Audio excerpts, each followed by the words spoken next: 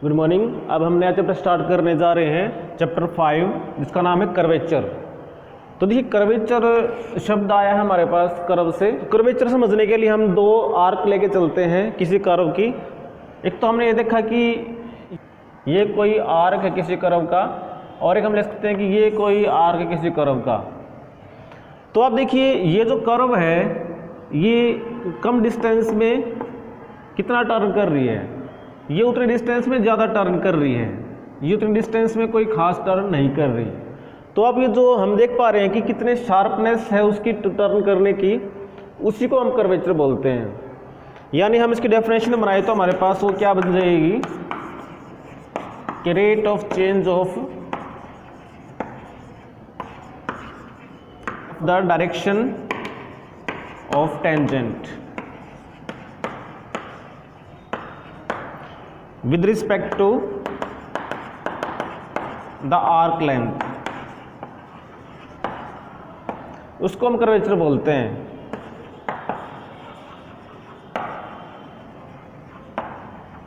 तो आप ये देखिए कि इतनी ही आर्क लेंथ में, सेम आर्क लेंथ में इसमें कितना टर्न आया है टेंजेंट में। जैसे ये टेंजेंट ये है, यहाँ पे टेंजेंट ये है, तो कितना चेंज आया है ये। इसी में देखें तो वो चेंज हमें कुछ ज़्यादा दिखाई देगा। ये एंगल देखिए ज़्यादा हो गया है, इसमें देखें तो वो कुछ ज़्यादा नहीं है, बिल्कुल मामूली सा है। तो उसी से पता लगता है कि इसकी कर्वेचर इसके मुकाबले कम है, इसकी इसके मुकाबले ज़्यादा है। इसकी सबसे ज़्यादा तीनों में, इसकी सबसे कम है तीनों में। जैसे स्ट्रेट लाइन है हमारे पास, इसमें आप देखोगे कि कोई बेंड नहीं होता, कहीं पे कोई टर्न नहीं करना होता इस डायरेक्शन में, तो इसकी जो कर्वेचर होगी वो 0 हो जाएगी।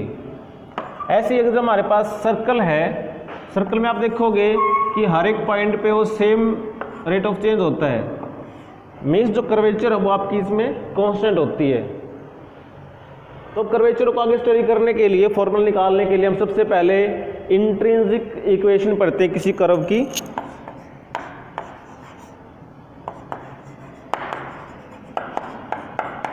Intrinsic equation of a curve.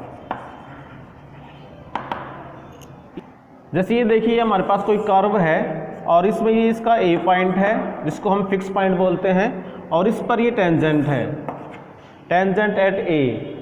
ये हॉरिजॉन्टल हो भी सकता है और हॉरिजॉन्टल ना भी हो सकता है। ये कोई पॉइंट है आपके पास पी, यहाँ पर टेंजेंट ये है। तो जो इनके टेंजेंट्स का जो डायरेक्शन है, उनके बीच का जो एंगल है उसको तो हम लेते हैं साई, और जो ये आर्क लेंथ है ए से लेकर के पी तक की, उसको बोलते हैं हम एस। तो जो ये एस और साई हैं, इनको बोलते हैं हम इंट्रिंसिक कोऑर्डिनेट्स, इसलिए हम लिख देते हैं पी के बाद यहाँ पर एस और साई। तो S is the arc length measured from a fix point along the curve, and psi is the angle between the tangent at P and tangent at A. तो जो एस और साई में जो रिलेशन आता है,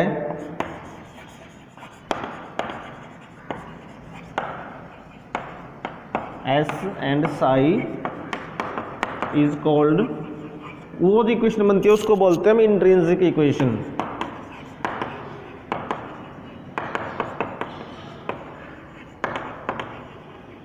of curve. अब अगर इस एस और साई को लेकर के अब अगर कर्वेचर निकालते हैं तो आप देखिएगा कर्वेचर कैसे निकलेगा, rate of change of direction. तो जो साई है उसमें देखना पड़ेगा कि साई में कितना चेंज आया है।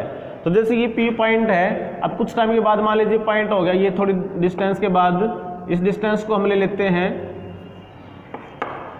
डेल्टा एस, और यहाँ पे जो टेंजेंट होगा उसको हम ले लेते हैं, it makes angle Sai plus में डेल्टा साई। तो ये आप देखोगे जो चेंज आया हमारे पास वो आया है डेल्टा साई का। कब आया? जब अपने आर्क लेंथ क्या ले ली, डेल्टा एस। तो उसके अकॉर्डिंग रेट ऑफ चेंज क्या बनेगा हमारे पास, curvature will be delta psi तो is the change in the angle of tangent, and delta S is the change in the arc length. तो इसको डिवाइड करेंगे, रेट ऑफ आएगा, उस पर लिमिट ले लेंगे हम Q टेंड्स टू P। तो ये बन जाएगा D psi by D S. तो मैथमेटिकली हमने क्या करना है, साई का डेरिवेटिव करना है विद रिस्पेक्ट टू एस। तो जो आएगा उसको हम बोलेंगे कर्वेचर, और इसको हम काप्पा से रिप्रेजेंट करते हैं।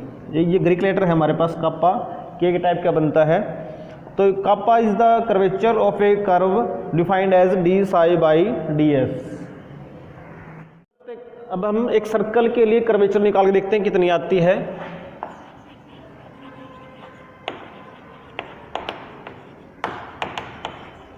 ऑफ रेडियस आर हमने रेडियस मान ली सर्कल की। तो जैसे ये सर्कल लिया हमने, इसमें ये इसका सेंटर है जिसे ओ मान लेते हैं, और P और Q इसके ऊपर कोई दो पॉइंट्स हैं, तो ये OP और ये OQ दोनों की लेंथ हमारे पास R हो जाएगी। अब P पे जो टेंजेंट है, सपोज ये टेंजेंट है, ये Q पे टेंजेंट है, और हम इस एंगल को मान लेते हैं कि this is equal to psi. Means P को हमने फिक्स पॉइंट मान के चले तो Q पॉइंट जो होगा हमारे पास उसके लिए एंगल साई आ जाएगा। ये जो लेंथ है इसको हम S मान लेते हैं।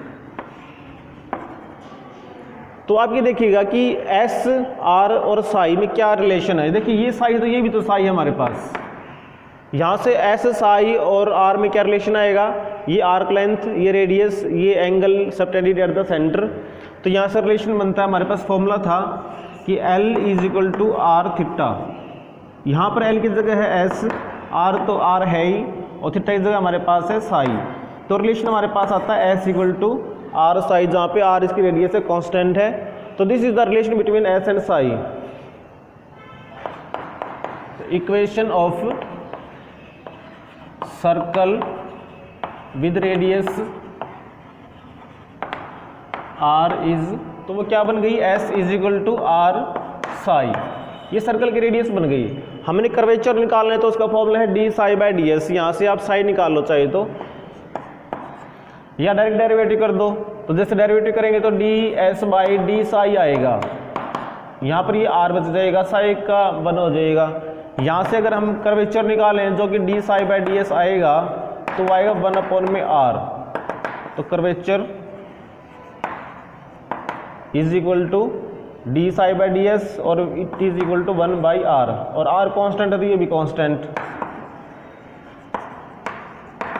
तो इसका मतलब देखिए सर्कल में जो कर्वेचर आई है वो हमारे पास कांस्टेंट आ गई है। इसका कन्वर्स भी प्रूव कर सकते हैं कि अगर कर्वेचर कांस्टेंट है तो वो एक सर्कल में ही पॉसिबल है। तो अब ले चलते हैं, let curvature equal to constant, और कर्वेचर का फॉर्मूला हमारे पास क्या है, d psi by D S, और कांस्टेंट को जैसे हमने C मान लिया, यहाँ से डी एस की वैल्यू आएगी 1/साई डी साई। इसका इंटीग्रेशन करें तो हमारे पास क्या आएगा, S is equal to 1/C psi, plus में कोई कांस्टेंट। अब हम इस पे कंडीशन लगा देते हैं कि जब साई 0 था तो वहाँ पे S भी 0 था। यानी हम ये मान के चल पड़ते हैं कि जो कर्व है उस पर जो ये A पॉइंट लिया है, वहाँ पर जो टेंजेंट होगा वो अपने साथ 0 डिग्री एंगल बनाएगा, और वहाँ पर S भी 0 है। मीन्स ये पॉइंट 0 0 है, फिक्स पॉइंट है। और ये P कोई पॉइंट है जहाँ पर S और साई होता है, यानी यहाँ पे टेंजेंट बनाता है एंगल साई। अगर ये पॉइंट यहाँ पर आएगा तो एंगल 0 बनेगा। तो हम ये मान के चलते हैं कि साई और S साइमल्टेनियसली 0 हो रहे हैं, तो इसका मतलब C1 भी क्या हो जाएगा, 0 हो जाएगा। तो S की वैल्यू फिर हमारे पास 1/C साई। यहाँ पर जो 1/C है ये कांस्टेंट है, इसको हम R ले लें तो S बराबर हो जाएगा R साई, जहाँ पर R इसकी रेडियस हो जाएगी। अब करते हैं definition of radius of curvature. तो देखिए कोई हमारे पास कर्व है, तो इसमें डिफरेंट पॉइंट पे डिफरेंट कर्वेचर मिलेगी आपको। तो हम किसी पॉइंट की बात करें, किसी पॉइंट पर कर्वेचर क्या होगी और उस पॉइंट पर रेडियस ऑफ कर्वेचर भी क्या होगी। तो सपोज इस पॉइंट की बात करें हम, इस पॉइंट पर जो कर्वेचर है वो हमारे पास है कापा। तो कापा इस पॉइंट पर इस कर्वेचर है, तो वो कापा किसी सर्कल के लिए भी तो कर्वेचर हो सकती है ना, क्योंकि सर्कल हमारे पास कम रेडियस के भी हैं, ज़्यादा रेडियस के भी हैं, और ज़्यादा रेडियस के भी हैं। अब इसी कर्वेचर ज़्यादा है, इसकी और कम है, इसकी और भी कम है। तो इस हिसाब से जो ये कर्वेचर इस पॉइंट पे इस कर्व की है, तो उसी कर्वेचर के लिए कोई ना कोई सर्कल जरूर मिलेगा। मान लीजिए सर्कल मिल गया, और इस सर्कल की जो रेडियस होगी उसको हम कहेंगे radius of the curvature of the curve at point P।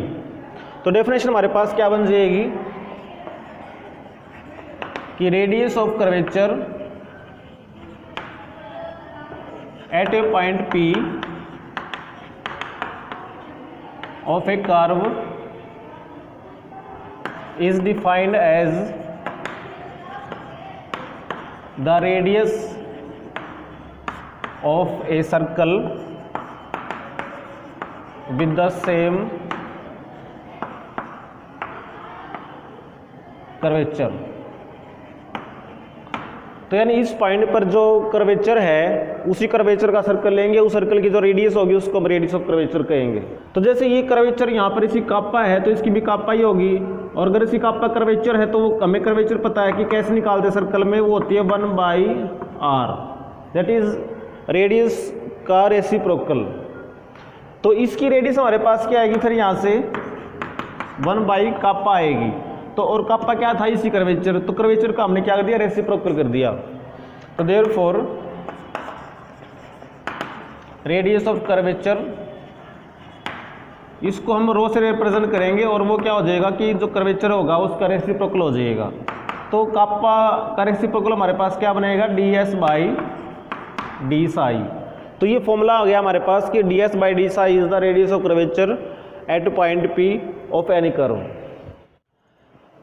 तो अब हम आर्टिकल करते हो 5.4 radius of curvature for Cartesian equation.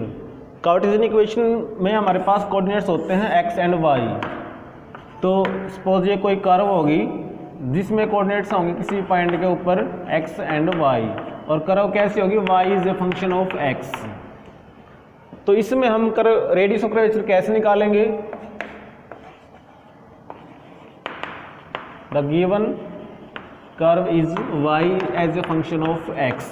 तो हम y का डेरिवेटिव कर सकते हैं विद रिस्पेक्ट टू x। और इसमें हम एक ट्रायंगल बनाते हैं कि साई और ds में क्या रिलेशन आता है, ये dx बोलते हैं, इसको dy बोलते हैं, और ये ds बोलते हैं, और ये एंगल हमारे पास होता है साई। यहाँ से हमारे पास देखें तो क्या होता है,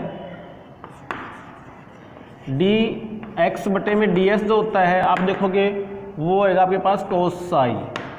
अगर आप dy/ds करते हो तो आपके पास बनता है sin साई, और अगर dy/dx कर देते हो तो आपके पास बनता है टेंजेंट साई। तो हमें पता है कि जो रेडियस ऑफ कर्वेचर निकालने फॉर्मूला हमारे पास है ds/d साई। तो हम यहाँ से पहले साई का डेरिवेटिव कर लेते हैं। तो देखिए साई हमारे पास कितना बनेगा, यहाँ पे टेंजेंट इनवर्स dy/dx, और इसको लिख देते हैं हम y1। अब डिफरेंशिएशन करना स्टार्ट करते हैं। तो d साई/ds किया हमने, तो वो बनेगा d साई/dx और dx/ds।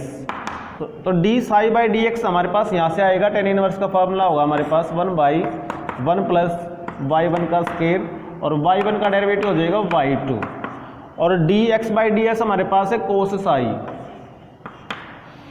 तो इसको हम लिखेंगे y2/1 प्लस y1 स्क्वायर, और cos साई को लिखेंगे हम यहाँ पे 1/सेकेंड साई, और सेकेंड को लिखेंगे हम स्क्वायर रूट ऑफ 1 प्लस में 10 स्क्वायर साई, और 10 साई की वैल्यू हमारे पास है y1।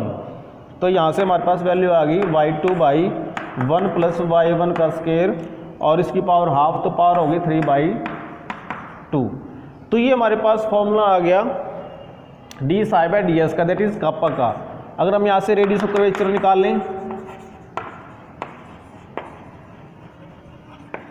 इसको हम रो बोलते हैं, वो इसका रेसिप्रोकल करेंगे, ds/d साई करेंगे, तो वो आपके पास आएगा 1 प्लस में y1 square power 3/2 divided by y2, that is 1 plus में dy/dx, इसका स्क्वायर पूरे की पावर 3/2, और बटे में आया y2 यानी कि d2y/dx स्क्वायर।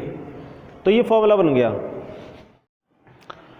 अब इसी में हमारे पास एक करोलरी आती है कि अगर जो कर्व है वो हमारे पास y = fx ना होकर के x = fy हो, तो if curve is of the form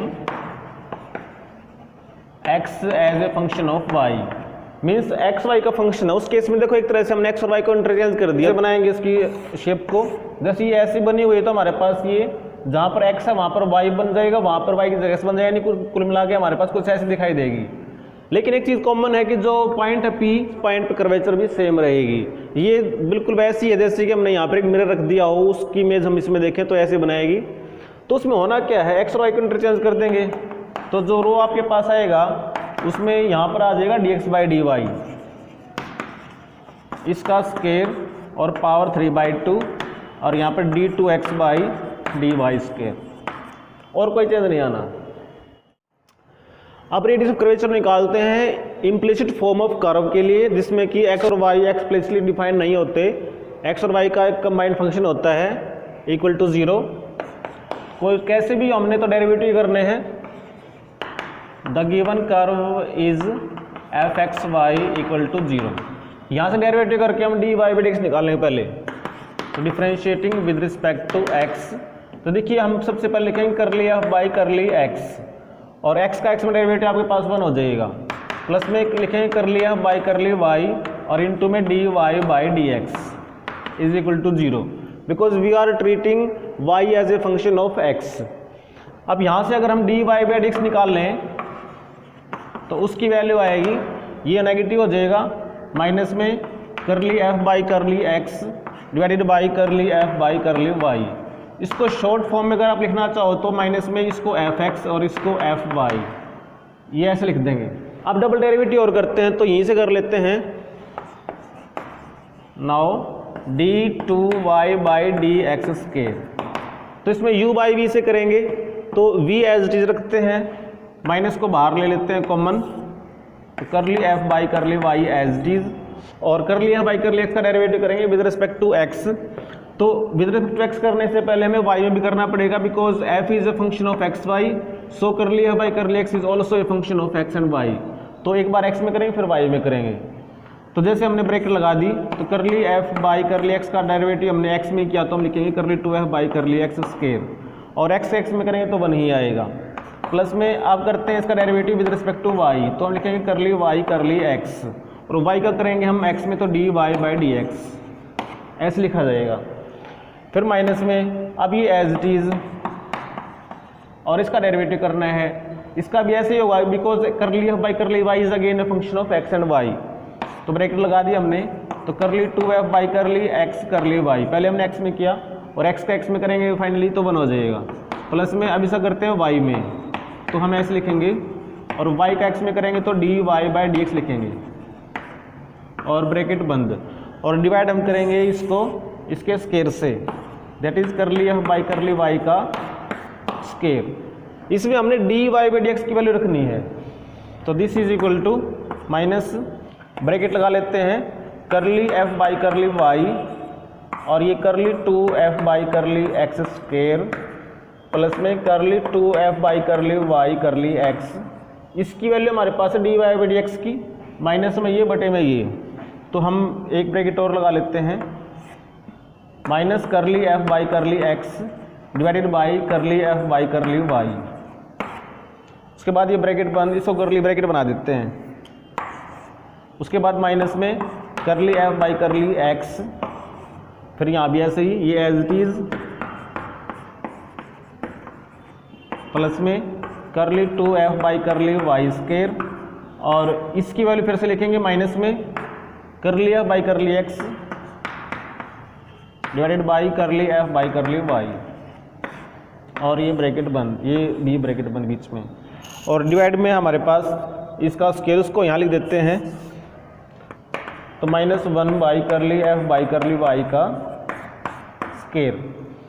अब इसको सिंप्लीफाई करके देखते हैं, तो देखिए हमें ये एलसीएम लेना पड़ेगा, यहाँ भी ये एलसीएम आ रहा है, यहाँ भी हमारे पास ये एलसीएम आ रहा है, तो एक तरह से हम इसको गुणा कर देंगे इससे, और पूरे को हम इससे अंदर गुणा कर देंगे, तो ये बनेगा -1 बाई करली f बाई करली y की पावर तो हो जाएगी 3, और यहाँ पर अंदर गुणा करेंगे, देखिए ये ऑलरेडी है तो स्केयर हो जाएगा, करली 2f by curly x square, और ये करली f बाई करली y का स्केयर।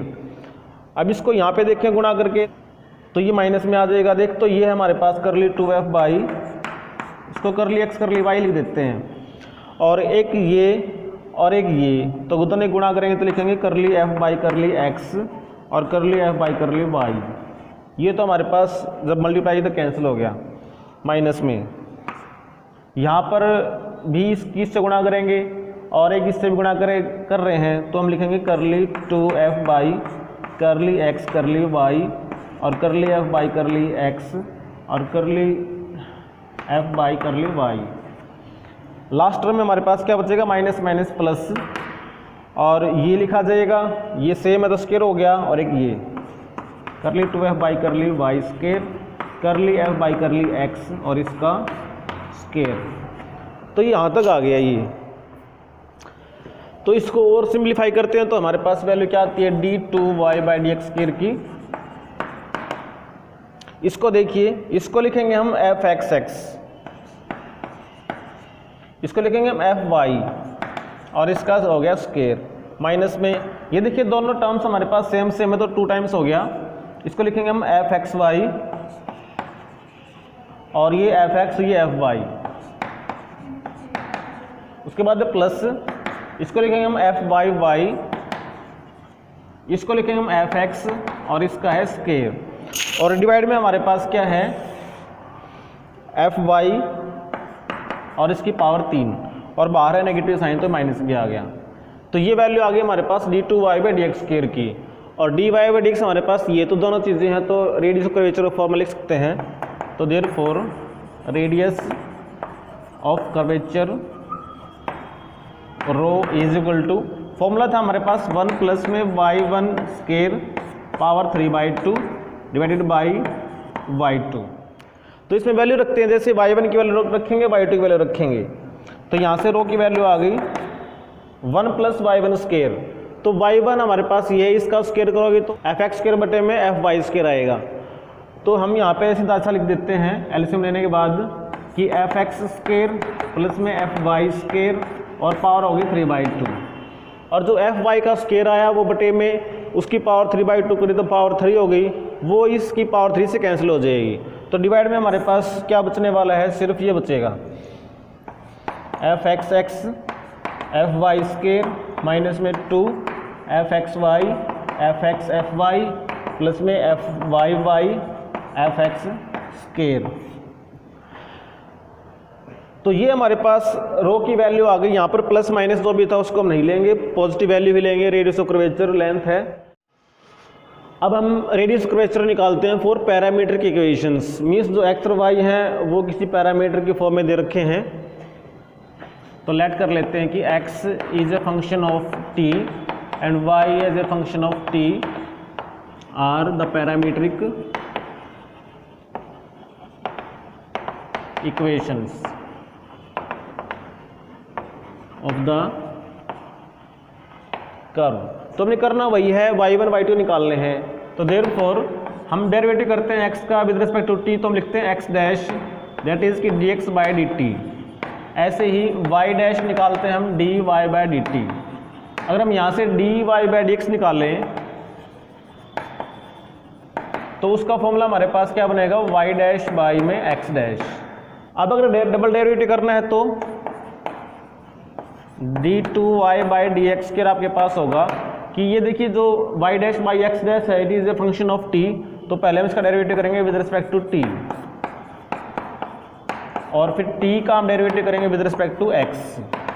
तो इसका डेरिवेटिव कैसे होगा, u बाई v से, तो x dash as it is, y dash का derivative y double dash minus में y dash as it is और x डैश का x डबल डैश, और डिवाइड में आएगा x डैश का स्क्वायर, और dt बाई डी एक्स हमारे पास क्या हुआ, इसका रेसिप्रोकल जो कि आएगा 1 बाई x डैश। तो ये बनेगा x dash y double dash minus y dash x double dash divided by x dash raise to power 3। अब फॉर्मूला लगाते हैं रो का रेडियस ऑफ कर्वेचर का, जो कि होता है 1 प्लस में y1 स्क्वायर पावर 3/2 y में है y2। तो 1 प्लस में y1 का वैल्यू हमारे पास है y dash by x dash, तो y dash by x dash का स्क्वायर और पावर है 3/2 और डिवाइड में है y2 की वैल्यू हमारे पास ये आई हुई है x dash y double dash minus में y dash x double dash by x dash cube. तो यहाँ पर एलसीएम लेंगे तो ये आपके पास बनेगा x डैश स्क्वायर प्लस में y डैश स्क्वायर, और एलसीएम आ गया हमारे पास x डैश की पावर 3, वो यहाँ पे कट जाएगा और इसकी पावर क्या रहेगी यहाँ पे 3/2। यहाँ पर ये रह गया x dash y double dash minus में y dash x double dash. तो ये फॉर्मूला आ गया हमारे पास रेडियस ऑफ कर्वेचर निकालने का, जबकि इक्वेशन कैसी है, पैरामीट्रिक है। अब आर्टिकल 5.8 है जिसमें रेडियस ऑफ कर्वेचर निकालनी है जब x और y फंक्शंस हैं s के, s is the arc length तो एक्स वाई में और एस में हमारे पास तो रिलेशन है, सिंस वी नो दैट कि D x by D S, इसकी वैल्यू हमारे पास बनती है जो ट्रायंगल हमने बनाई थी उसके अकॉर्डिंग कि ये डी एक्स है, ये डी वाई है, ये डी एस है और ये साई है। अगर हम कोस साई देखें तो आपके पास बनता है D x by D S, और अगर साइन साई देखें तो हमारे पास बनता है डी वाई बाई में डी एस। अब यहाँ से हम रो कैसे निकाल सकते हैं, जैसे फर्स्ट का डेरिवेटिव करें हम, differentiating one with respect to s कर लेते हैं, तो हमारे पास बनेगा ये माइनस में साइन साई और D psi by D S, और यहाँ पर ये d two x by D x square. एक तो ये आ गया हमारे पास, और अगर हम 2 का भी डेरिवेटिव कर दें विद रिस्पेक्ट टू एस तो हमारे पास बनेगा cos psi D psi by D S is equal to D two Y by D S square. दोनों का डेरिवेटिव कर दिया। अगर हम दोनों को स्केयर करके ऐड कर दें तो क्या बनता है,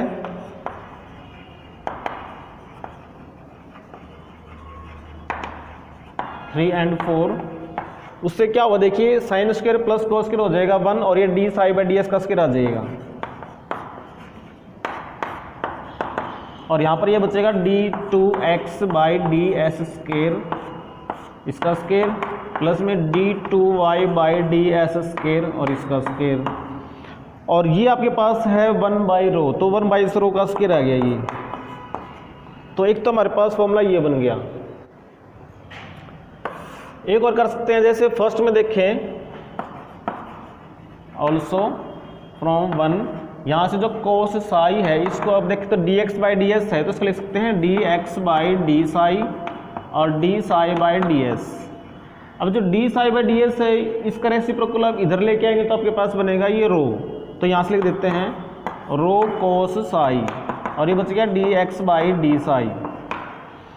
एंड सेकंड में से देखें तो हमारे पास sine psi is equal to है D Y by D S, इसको लिख देते हैं D Y by D psi and D psi by D S.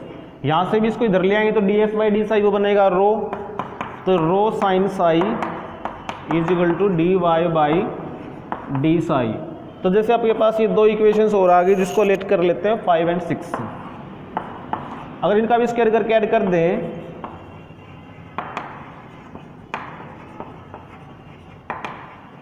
5 and 6, तो देखिए रो स्क्वायर बच जाएगा इधर, और यहाँ पर बचेगा d x by D psi इसका स्क्वायर, और ये d Y by D psi इसका स्क्वायर। तो एक रिजल्ट हमारे पास ये आ जाता है।